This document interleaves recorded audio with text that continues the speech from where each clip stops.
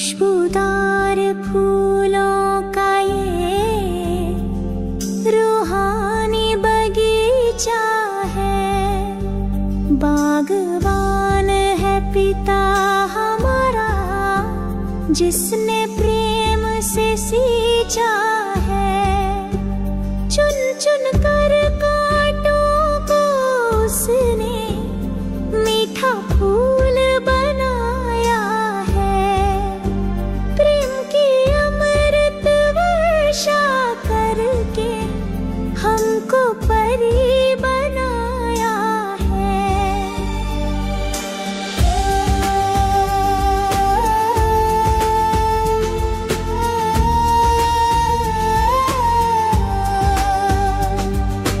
रंग से हमको राव बनाया, दिव्य गुणों से हमें सजाया। अकाल तत्व हमें दिलाकर दिल के तत्व नशीन बनाया। सदा समर्थ हमें बनाया, माया से पल पल बचाया। खुशबूदार फूल बनाकर कांटों से है मुक्त कराया। रूप बसंत परियों का ये रूहानी बगीचा है। शिव बाबा है पिता हमारा, जिसने प्रेम से सींचा है। माली है वो सबसे प्यारा, वो ही बना के खिवैया है। कर देनी है उसको अर्पण, जीवन की ये नैया है। साथी है वो सबसे प्यारा, पल पल साथ निभाता है। करता है निष्काम सेवा, बेहद प्यार लुटाता है। सबसे शक्तिशाली है वो, बेहद शक्ति देता है। बेहद का वो वर्षा देकर खुद संन्यास लेता है। चाहे सागर से आही बन जाए, चाहे धरती कागज बन जाए। महिमा उसके लिखते लिखते पूरी महिमा लिखी न जाए। खुशबूदार फूलों का ये रूहानी बगीचा है। बागवान है पिता हमारा, जिसने प्रेम से सींचा है। चुन चुन कर कांटों को उसने मीठा फूल बनाया है। प्रेम की अमृत वर्षा करके हमको परी बनाया है।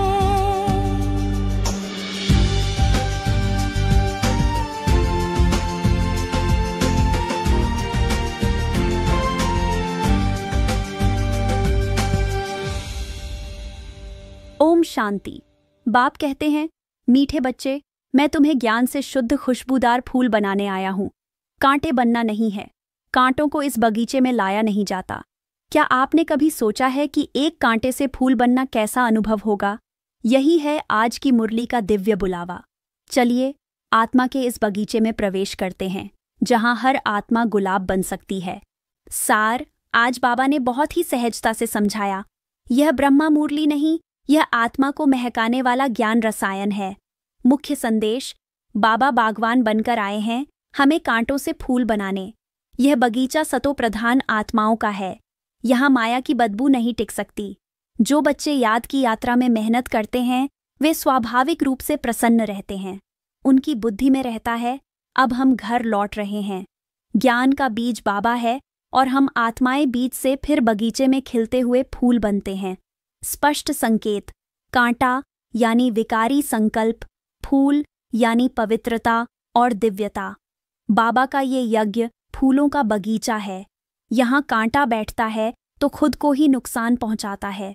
विशेष पुरुषार्थ, आज बाबा बल देते हैं, अपने आप से पूछो, मैं कौन सा फूल हूँ क्या मेरे विचारों में, बोल में, कर्म में कोई बदबू तो नहीं? क्या मैं सतो प्रधान की ओर बढ़ रहा हूँ या अब भी रावण राज्य की चुप्पी में फंसा हूँ? और पुरुषार्थ क्या? दृढ़ संकल्प। हमें अपने संकल्पों की उंगली से कलयुग जैसे पर्वत को हटाना है। कांपना नहीं है, हर परिस्थिति में विजयी बनना है।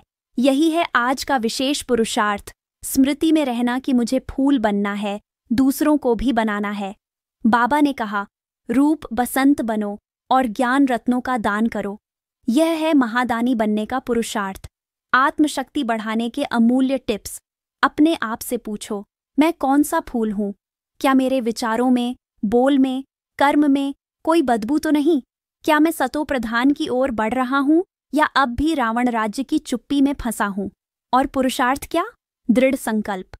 हमें अपने संकल्पों की उंगली से कलयुग जैसे पर्वत को हटाना है। कांपना नहीं है, हर परिस्थिति में विजयी बनना है। रात्रि आत्मचिंतन के प्रश्न। क्या आज मैंने किसी आत्मा को कांटे जैसी पीड़ा दी?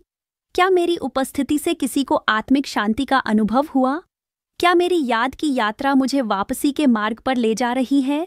स्वमान, मैं विजयी आत्मा हूँ। मेरा संकल्प पर्वतों को भी समाप्त कर सकता है। मैं बाप समान समर्थ स्वरूप हूँ। रोज 5 मिनट इस स्मृति में बैठो और महसूस करो, बाबा स्वयं मुझे गुलाब बना रहे हैं। कमेंट में लिखकर हमें बताइए